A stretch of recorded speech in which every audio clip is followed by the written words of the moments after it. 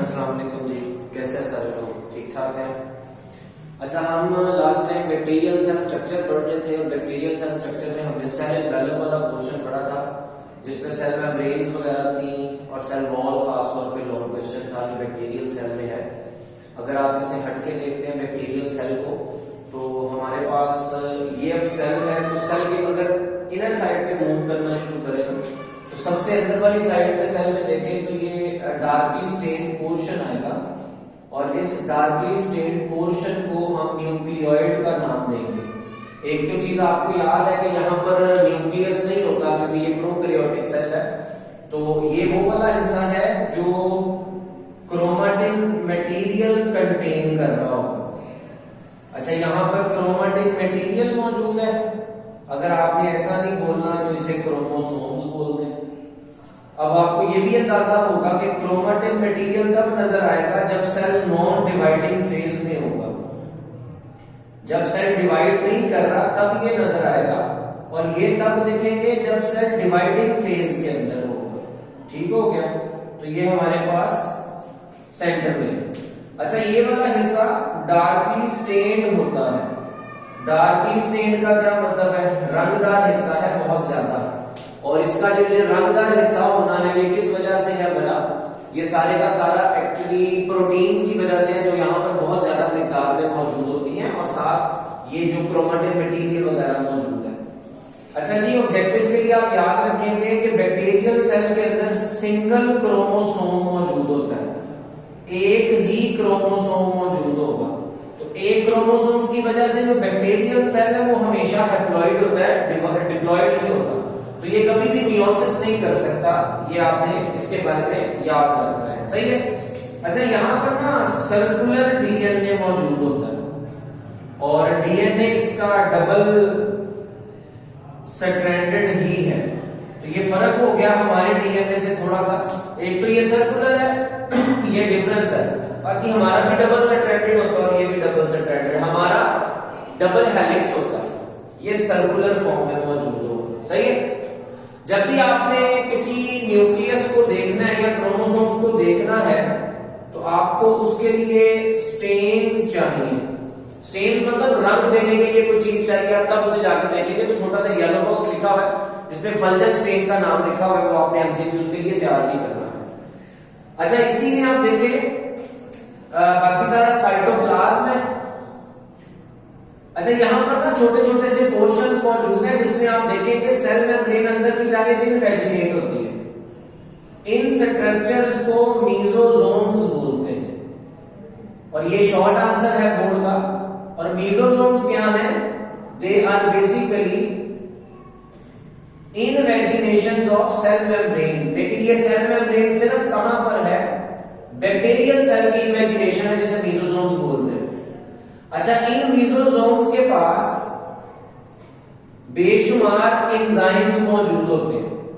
जिस तरह इसके पास एंजाइम्स होंगे डीएनए रेप्लिकेशन का प्रोसेस करवाने के लिए, ग्रोथ का अमल करवाने के लिए, रेस्पिरेशन का अमल करवाने के लिए। और ये एमसीक्यूज भी है। जब आप सेल मेम्ब्रेन पढ़ेंगे ना, इसकी जो सेल मेम्ब्रेन में आपने पढ़ा होगा कि जो बैक्टीरिया है उसके पास रेस्पिरेशन करवाने वाले एंजाइम सेल मेम्ब्रेन से जाते हैं क्योंकि इनमें माइटोकॉन्ड्रिया तो होता ही नहीं है। तो ये सारा काम मीजोसोम्स का आ गया। इसी के अंदर आप चले तो आपके पास एक और स्ट्रक्चर मिलेगा जिसका नाम होगा प्लाज्मिड। ठीक है जी? अच्छा, प्लाज्मिड में खास शॉर्ट क्वेश्चन है। प्लाज्मिड के बारे में पहली बात कि ये एक्स्ट्रा क्रोमोसोमल पार्ट है, दूसरी बात डबल स्ट्रैंडेड है, तीसरी बात सर्कुलर है और चौथी बात डीएनए है।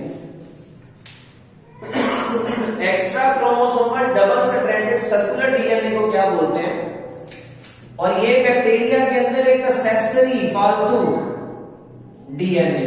बैक्टीरिया को इसका कोई फायदा नहीं है कि बैक्टीरिया इसकी वजह से ग्रोथ करेगा, रिप्रोडक्शन करेगा, नहीं। हाँ, बैक्टीरिया इसकी वजह से एक फायदा लेगा कि यहां पर रेजिस्टेंट जीन्स पाए जाते हैं। मसलन यहां एंटीबायोटिक रेजिस्टेंट जीन होता है, यहां पर ड्रग रेजिस्टेंट जीन्स पाए जाते हैं, यहां पर कॉस्मेटिक रेजिस्टेंट जीन्स पाए जाते हैं। मतलब किसी एंटीबायोटिक का असर नहीं होगा इसके ऊपर जिसका रेजिस्टेंट जीन इसके पास मौजूद होगा। अगर इसके पास एम्पिसिलिन रेजिस्टेंट जीन है ना, तो एम्पिसिलिन का कोई इफेक्ट नहीं होना इसके पास। इसी तरह बाकी ड्रग्स के लिए तो ये रेजिस्टेंट जीन्स कंटेन करते हैं। अच्छा, इस प्रॉपर्टी की वजह से हम इनको बायोटेक्नोलॉजी में इस्तेमाल करते हैं। हम इसे जेनेटिक इंजीनियरिंग में इस्तेमाल करते हैं। किसके तौर पर? As a carrier, as a transport DNA के तौर पर। ठीक है ना, हम इसे कैरियर, और इसी कैरियर के लिए बल्कि आप ट्रांसपोर्ट का वर्ड इस्तेमाल ना करें, आप इसके लिए वेक्टर का वर्ड यहां पर इस्तेमाल कर लें। हम इसे कैरियर के तौर पे इस्तेमाल करते हैं या वेक्टर के तौर पे इस्तेमाल करते हैं। ऐसी चीज जो किसी एक जानदार से डीएनए दूसरे जानदार में मुंतकिल करने के लिए इस्तेमाल हो, तो वो आपके पास ये वाला हिस्सा है। ठीक हो गया। अच्छा, यहां पर ना इनके अलावा राइबोसोम्स मौजूद होते हैं। राइबोसोम्स, और राइबोसोम जो है आपको अंदाजा होगा कि 70S राइबोसोम्स हैं, नॉन मेम्ब्रेनस है, कोई मेम्ब्रेन नहीं होती इसके इर्द गिर्द। फिर आपको ये भी अंदाजा होगा यहां पर राइबोसोमल आरएनए मौजूद होता है, और राइबोसोमल आरएनए के अलावा प्रोटीन्स मौजूद होती हैं राइबोसोमल, और इसका काम जो है वो प्रोटीन सिंथेसिस है। तो ये सारा कुछ, बस ये 70S वाली बात आपने यहां पर याद रखनी है।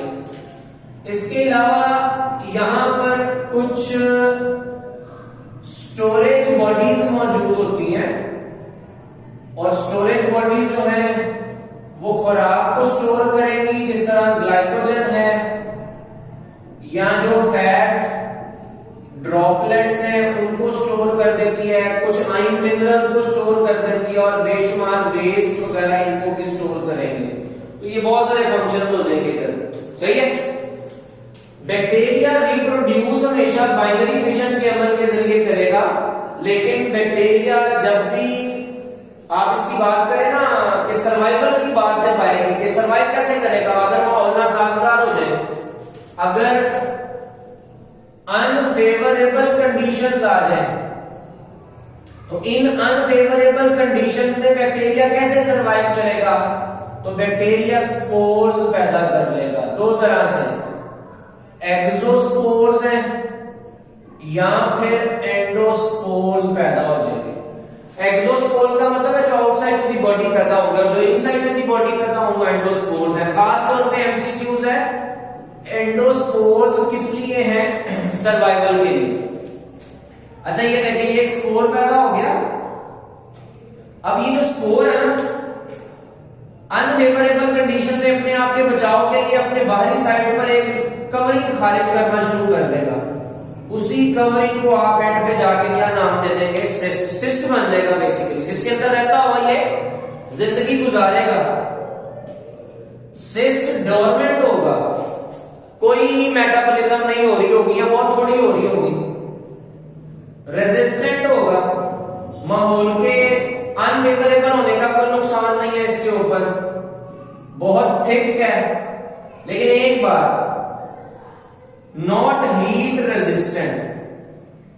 रेजिस्टेंट है टेम्परेचर के लिए, जो माहौल का टेम्परेचर है, जो पीएच है, जो मॉइस्चर है, जो पानी की कमी है, हीट रेजिस्टेंट नहीं होता। हीट इसको मार छोड़ती है। इसलिए हम घर में जब दूध उबालते हैं, पास्चराइजेशन करते हैं, तो चाहे उसके अंदर सिस्ट भी मौजूद हो, वो मर सकते हैं हीट देने की वजह से।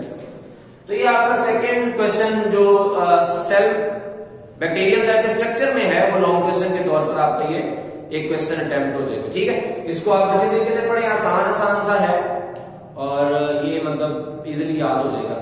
ये सारी चीजें साइटोप्लाज्म में मौजूद है, इसलिए मैंने साइटोप्लाज्म का आपको गाइड नहीं किया, वो आप साइटोप्लाज्म जब पढ़ेंगे आपको पता चल जाएगा। ये सब कुछ किसका हिस्सा है? एक्चुअली साइटोप्लाज्म का ही हिस्सा है। तो इसके बारे में फिर जो क्वेश्चन आपको करना हो वो आप इंशाल्लाह बाद में क्वेश्चन करिएगा। ठीक है जी, अल्लाह हाफिज़।